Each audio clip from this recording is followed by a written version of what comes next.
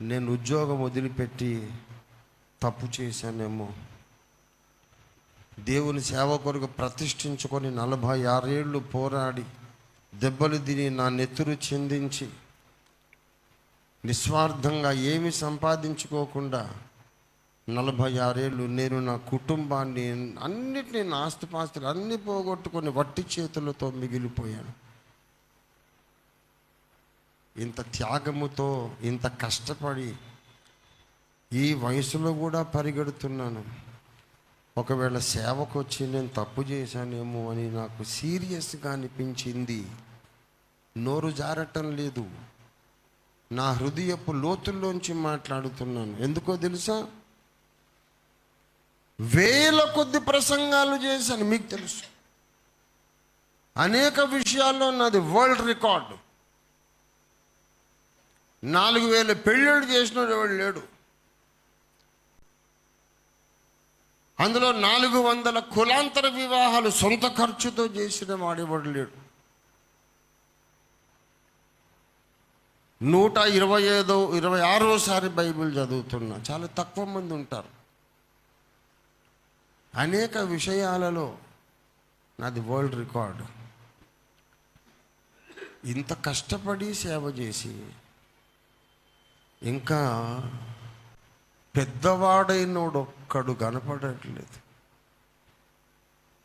పెద్దవాడు ఏంటండి, అన్య భాషలు మాట్లాడుతున్నారు కానీ ఇంకా పసికూనలే. ప్రవచనాలు చెప్తారు, ఇంకా ఎదుగుదల లేని పసిపిల్లలే.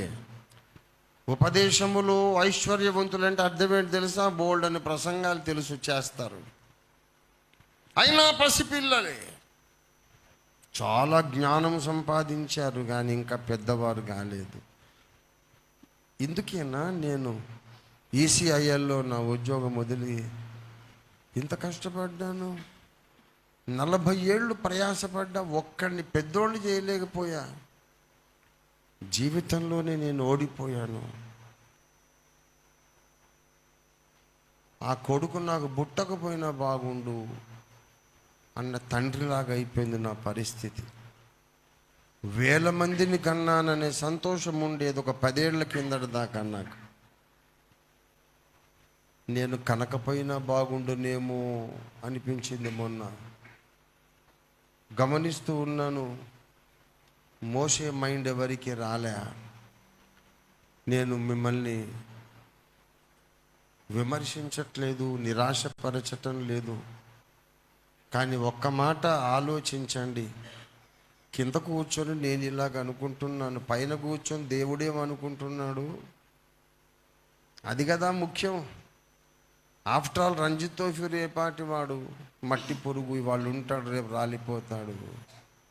మన విమోచకుడు ఏమనుకుంటున్నాడు? మన విలువలు మారలేదు, మన అంచనాలు మారలేదు, మన ప్రిఫరెన్సెస్ మారలేదు. ఆయన సంతోషిస్తున్నాడా? వీళ్ళ కొరకు నేను అనవసరంగా ప్రాణం పెట్టాను అనుకుంటున్నాడా? నా తల మీద ముళ్ళ కిరీటం, కాలు చేతుల్లో మేకులు, ఒళ్ళంతా కొరడా దెబ్బలు, చిత్రవదలు అనుభవించింది వీళ్ళ కొరకేనా? ఇంత చేసి లోకస్తుల లాగానే ఆలోచిస్తారు, లోకస్తుల లాగానే మాట్లాడతారు. ఇందుకా నేను వాళ్ళ కొరకు బలి అయింది అని ఆయన అనుకుంటే మన పరిస్థితి ఏంటి? నేను అనుకుంటే పర్వాలేదు. ఒకసారి మీకు మీరు సమాధానం చెప్పుకోండి. వీళ్ళ కొరకేనా నేను నా ప్రాణం పెట్టాను అని ఆయన ఒక కన్నీటి బిందువు రాలిస్తే మన పరిస్థితి ఏంటి? నిత్యత్వంలో సిగ్గుపడమా మనం? సీరియస్ మైండ్ లేదు. నేను పెరగాలి, నేను మారాలి, నా ఆలోచన మారాలి అనే చిత్తశుద్ధితో కూడిన ప్రయత్నం ఉంటే తప్పక మనమందరం మోసేలాగా అయిపోతాం.